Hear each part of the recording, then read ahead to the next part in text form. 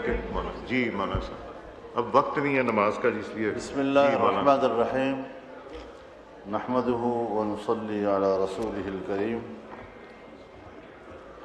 جناب اسپیکر،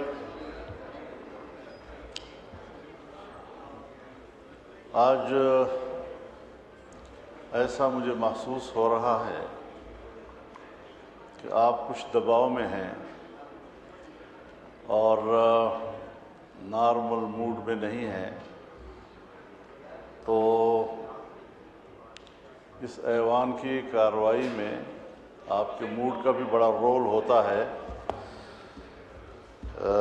کچھ تھوڑا سا اپنے آپ کو نارملائز بھی کیا جائے، نیوٹرلائز بھی کر لیں اپنے آپ کو، تو پھر انشاءاللہ ہم اپنی بات بڑی اچھی طریقے سے ڈیلیور کر سکیں۔ مولانا صاحب، یہ وہ کرسی ہے جہاں نہ حکومت خوش ہوتی نہ اپوزیشن خوش ہوتی، تو یہ سب سے مشکل کرسی ہے، اور دباؤ میں تو میں ہر وقت ہی رہتا ہوں کہ ان کو بھی بچانا ہے، ان کو بھی بچانا ہے، ان کو بھی موقع دینا ہے، ان کو بھی موقع دینا ہے، مگر میں اس دباؤ میں نہیں آتا جو زبردستی کرانے کے لیے یہاں کھڑ کے لیا جاتا ہے۔ میں نے کہا تھا تشریف رکھیں۔ جی شکریہ۔ بات زبردستی کی نہیں ہے، ایک رکن ایوان کی حیثیت سے گفتگو کا اور اپنی بات کرنے کے حق کی ہے، سو وہ ہمارا حق ہے۔ قانون سازی ہوئی اور اس قانون سازی پر، اسی فلور پر ہم اپنے تحفظات کا اظہار کر چکے ہیں۔ ہم نے اس قانون سازی کو قرآن و سنت کے منافی اور آئین کے منافی تصور کیا ہے، اور اگر ہم نے آپ سے یہ کہا ہے کہ اسلامی نظریاتی کونسل موجود ہے جہاں شریعت انوالو ہو، وہاں کم از کم یہ چیزیں وہاں بھیج دی جائیں تاکہ وہاں سے واضح طور پر رائے آ جائے کہ علماء کرام کیا کہتے ہیں، مذہبی لوگ کیا کہتے ہیں۔ اس میں آئینی ماہرین بھی ہیں، قانونی ماہرین بھی ہیں، تمام مکاتب فکر کی نمائندگی ہے، لیکن اس طرح آپ نظر انداز کر کے اور پھر قانون کے پیچھے لکھا ہوتا ہے کہ ہم اقوام متحدہ، کبھی FATF، کبھی IMF اور ان کے منشور اور فلاں کے تقاضوں کے مطابق قانون سازی کر رہے ہیں۔ ہم نے تو اس آئین کا حلف اٹھایا ہے، ہم نے تو اقوام متحدہ کے منشور کا حلف نہیں اٹھایا۔ تو اس حوالے سے یا تو لفظ اسلامی جمہوریہ سے اسلامی کاٹ دیں، تو پھر جمہوریہ کہتے رہیں، ایک سیکولر نظام ہے، سیکولر ملک ہے، اس میں قرآن و حدیث کی کوئی حیثیت نہیں ہے، جو شخص جیسے چاہے قانون سازی کرے۔ کس کی پیروی ہو رہی ہے، کس ایجنڈے کی پیروی ہو رہی ہے، اس پر میں اپنے شدید احتجاج اس ایوان کے فلور پر نوٹ کرا رہا ہوں، اور یہ بات واضح کر دینا چاہتا ہوں کہ ہم ایسے قانون ملک پہ چلنے نہیں دیں گے۔ آپ نے جس طرح کے آئینی قوانین بنائے ہیں، جس طرح کے آئینی قوانین میں آپ نے ترمیم کی ہے، میں اعلان کرتا ہوں کہ میں سرعام اس کی خلاف ورزی کروں گا، اور 15 سال اور 16 سال اور 12 سال اور 10 سال کے جوانوں کی شادیاں کراؤں گا، اور ان میں خود بیٹھوں گا۔ آپ بتائیں گے کہ پھر آپ کس طرح میرا مقابلہ کرتے ہیں۔ میں آپ کے قانون کو چیلنج کرتا ہوں، میں آپ کی قانون سازی کو چیلنج کرتا ہوں، میں آپ کی ذہنیت کو چیلنج کرتا ہوں۔ یہ کیا طریقہ ہے ہمارے ملک میں مسلمان کہلانے والے؟ یہاں پر آپ کے نائب وزیر اعظم اور وزیر خارجہ نے فلور پر میری گفتگو کے جواب میں فرمایا کہ ہم بھی تو اللہ اور رسول کو ماننے والے ہیں، اگر آپ کی نظر میں یہ اس کے خلاف ہے تو آپ ترامیم دیں۔ میں نے ان سے فون پر بات کی اور میں نے کہا کہ آپ نے فوری طور پر مجھے جواب دیا ہے، ذرا اپنے ماحول سے مشورہ کر کے آپ نمائندگی لے لیں، مینڈیٹ لے کر پھر آپ بتائیں، ہم ایک کمیٹی بنا کر آپ کے ساتھ بات کرنے کو تیار ہیں۔ انہوں نے کہا ٹھیک ہے۔ اس کے بعد کوئی سوال جواب نہیں ہے۔ یہ ڈنگ ٹپاؤ والی سیاست جو ہے یہ شاید مناسب نہیں ہے۔ پاکستان اس طرح کیسے چلے گا؟ آپ تو جمہوریت کو شکست دے رہے ہیں، اور جو مسلح گروہ جو بیانیہ لے کر اٹھے ہیں، آپ قدم قدم پر ان کو تقویت دے رہے ہیں۔ ہماری توانائیاں یہاں پر کس بات پہ ضائع ہو رہی ہیں؟ ہم کس چیز کے لیے یہاں آئے ہوئے ہیں؟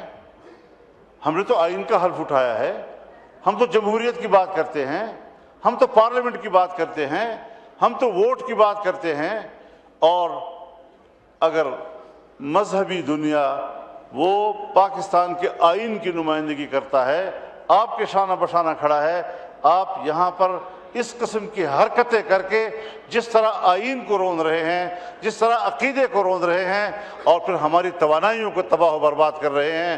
جمہوریت شکست کھا رہی ہے، پوری دنیا میں شکست کھا رہی ہے۔ اور میں نے کل کی گفتگو میں بھی یہ کہا تھا کہ پوری دنیا میں جمہوریت ختم ہو رہی ہے،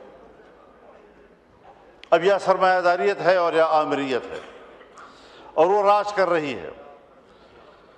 بات ہو رہی ہے بورڈ آف پیس کی، مجلس السلام کی، جو مسٹر ٹرمپ کا ایک نظریہ ہے۔ اس نظریے کا آغاز ان کے 20 نکاتی فارمولے سے ہوا ہے۔ 20 نکاتی فارمولہ امن کے لیے یہاں پر آپ کے وزیر خارجہ نے بیان دیا اس ہاؤس میں کہ اس پہ تبدیلی آئی ہے اور ہمیں بتائے بغیر تبدیلیاں لائی گئی ہیں۔ جب ہمارا اس پر اعتراض ہو گیا، فلور پر ہم نے اپنی قوم سے کہا، نمائندگان قوم سے کہا، اس کے بعد پھر آنکھیں بند کر کے وہاں چلے جانا اور ان کے 20 نکات کو قبول کرنے کا کیا تصور پیدا ہو سکتا ہے؟ کہیں کوئی ضمیر، کہیں کوئی ایک خود اعتمادی اپنے اوپر، کبھی اپنے ملک اور قوم پر خود اعتمادی، اور آج ہم اس میں جا رہے ہیں۔ آپ مجھے بتائیں کہ کیا ٹرمپ نے نہیں کہا اور کل کی تقریر میں نہیں کہا ہے اکنامک فورم پر کہ اگر حماس غیر مسلح نہیں ہوتا تو ان کا وہی حشر کیا جائے گا جو لبنان میں حزب اللہ کا کیا گیا؟ تو لبنان میں حزب اللہ پر حملہ اسرائیل نے کیا تھا، یعنی وہ فلسطینیوں کی قوت مزاحمت کو تو ختم کرنا چاہتا ہے اور اسرائیل کی قوت جارحیت کو تقویت دے رہا ہے۔ اور آج تک جتنے معاہدات ہوئے ہیں ان تمام معاہدات کی تاریخ پڑھ لیں، اس میں انہوں نے فلسطین کو سکیڑا ہے اور اسرائیل کو سپیس دیا ہے، مسلسل سپیس دیا ہے اس کو۔ ہم ایسے حالات میں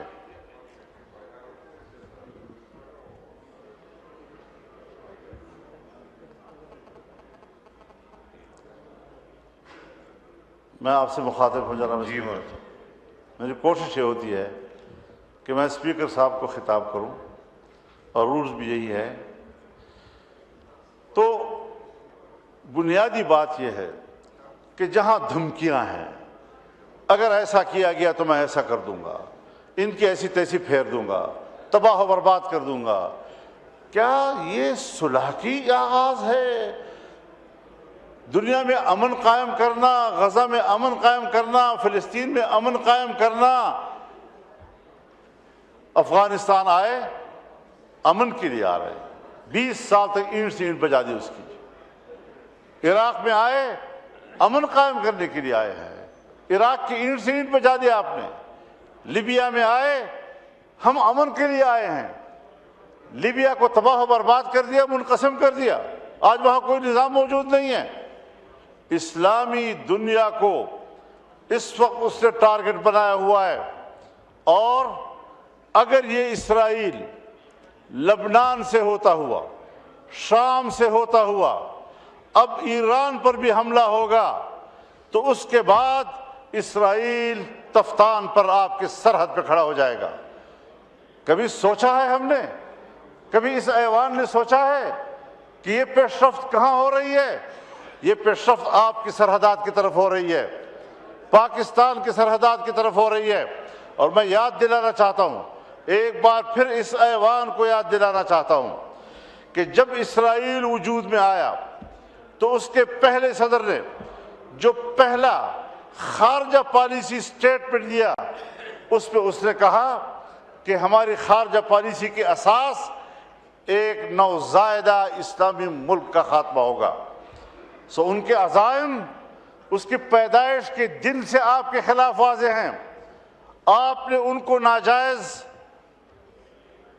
مغرب کا ناجائز بچہ کہا، اس نے کہا میرا سیاسی زندگی کا آغاز اس مقصد کے لیے ہوگا کہ اس نوزائیدہ ملک کا خاتمہ کروں۔ ان کے ارادے بھی واضح ہیں، آپ کی سوچ بھی واضح ہے، اس کے بعد ہم آنکھیں بند کر کے دوڑ جاتے ہیں اور سیاسی قوت ہو ایک ہی جگہ پر دوڑ رہے ہوتے ہیں تاکہ ہم کسی طریقے سے اس بت کو راضی کر سکیں۔ اللہ کے مقابلے میں آج تم ایک ٹرمپ بت کو راضی کرنے کے میں لگے ہوئے ہو، اس سے بڑا شرک اور نہیں ہو سکتا۔ پاکستان کو اگر بچائے گا تو اللہ کی ذات بچائے گا، اگر پاکستان کو بچائے گا یہ 99 صفات اللہ کے ضمانت دیں گے۔ خدا کی قسم امریکہ نے آپ کے بنگال کو بھی نہیں بچایا، اور آج اگر یہ ملک ٹوٹے گا تب بھی آپ کو نہیں بچائے گا۔ کچھ خدا کا خوف کرو، ہم کدھر جا رہے ہیں؟ ایک قوم کی آزادی سلب ہو رہی ہے، 70,000 لوگ شہید کر دیے گئے ہیں، 1 لاکھ سے زیادہ بیماری اور بھوک سے مر گئے ہیں، 1.5 لاکھ سے زیادہ بے گھر ہو چکے ہیں، اور اس کے باوجود ہم ایسے صلح کو قبول کر رہے ہیں، ایسے فورم پر جا رہے ہیں جس کا آغاز دھمکیوں سے ہو رہا ہے، جس کا آغاز ایک فریق کو۔ اور اسرائیل کہتے ہیں اقوام متحدہ میں بھی تو اسرائیل بیٹھا ہے تو پاکستان بھی بیٹھتا ہے، سلامتی کونسل میں بھی تو اسرائیل بیٹھتا ہے تو پاکستان بھی بیٹھتا ہے۔ اگر یہ دلیل ہے آپ کی تو پھر آپ مجھے بتائیں کہ 1948 سے لے کر آج تک آپ کے پاسپورٹ پر کیوں لکھا ہوا ہے کہ سارے ویزے لگ سکتے ہیں سوائے اسرائیل کے؟ اگر بیٹھنا کسی جگہ پر کسی فورم پر وہ دلیل ہے، لیکن آج وہ غزہ کے معاملے میں صرف فریق ہی نہیں قاتل ہے، اور عالمی عدالت انصاف نے اس کو مجرم قرار دیا ہے اور یہ حکم دیا کہ جہاں سے وہ گزرے کسی بھی ملک میں اس کو گرفتار کیا جا سکتا ہے۔ مگر امریکہ میں بھی اس کو پروٹوکول دیا جا رہا ہے، ٹرمپ بھی اس کو پروٹوکول دے رہا ہے، اور ایک قاتل، ایک فریق آج وہ صلح کے میز پر بیٹھا ہوگا، ثالثی کا کردار ادا کرے گا۔ کوئی ہے خدا کا خوف کہیں پر؟ کرو، سب کچھ کرو، ہمیں امن چاہیے، لیکن امن چاہیے کہ بھی راستے ہوتے ہیں۔ ہم قبائلی لوگ ہیں، جرگوں کو جانتے ہیں، صلح کے اصولوں کو جانتے ہیں، کس طرح معاملات ہوتے ہیں۔ جناب اسپیکر، پاکستان پر رحم کرو خدا کے لیے۔ ہندوستان ہمارا دشمن، افغانستان سے ہماری لڑائی، چین ہم سے مایوس، ایران کے ہمارے بارے میں تحفظات، ہم جس جغرافیائی ماحول میں گھرے ہوئے ہیں، ہر طرف معاشی ترقی ہو رہی ہے، ایک پاکستان ہے جو ڈوب رہا ہے۔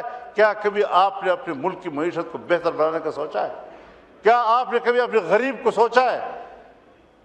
اس حوالے سے ہم جس طرف جا رہے ہیں یہ پاکستان کے مستقبل کی تاریکی کا ایک اقدام ہے۔ ہم نے پارلیمنٹ سے نہیں پوچھا، آج کم از کم یہاں ایک قرارداد آنی چاہیے۔ جناب اسپیکر، اگر ہمارے اندر ضمیر ہے، میں حکومت سے بھی کہنا چاہتا ہوں، آپ بھی پاکستانی ہیں، اپوزیشن سے بھی کہنا چاہتا ہوں، ہم سب ایک قوم ہیں، کم از کم ان شرائط کی بنیاد پر بورڈ آف پیس کو پارلیمنٹ آج مسترد کر دے۔ اگر پرائم منسٹر صاحب گئے ہیں، انہوں نے اس ایوان کو اعتماد میں نہیں لیا، انہوں نے اپنی کابینہ کو اعتماد میں نہیں لیا، کیوں چلے گئے ہیں اتنے بڑے مسئلے کے اوپر؟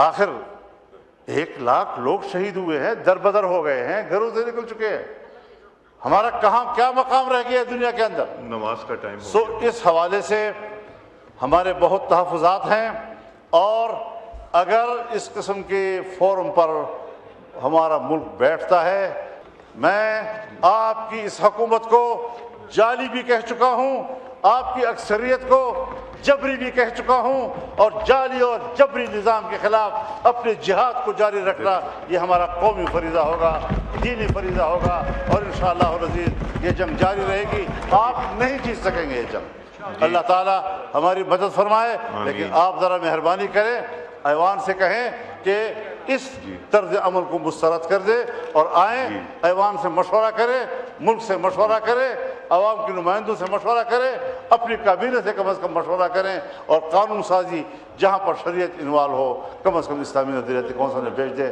اس طرح نہیں ہوگا کہ جس طرح آپ نے کہا آپ ہمیں ہانکتے میں نے رہیں گے۔ دیا تھا فلور میں، آگے دے دیا۔ ہم جی شکریہ۔ ہم معزز انسان ہیں الحمدللہ، جی ہم معزز قوم ہیں، آزادی ہماری تاریخ ہے، اس کے لیے قربانی ہماری صاحب تاریخ۔ نماز نہیں اب رکے گی ہمارے لیے۔ جی شکریہ، جی شکریہ، جی ہاں شکریہ جی۔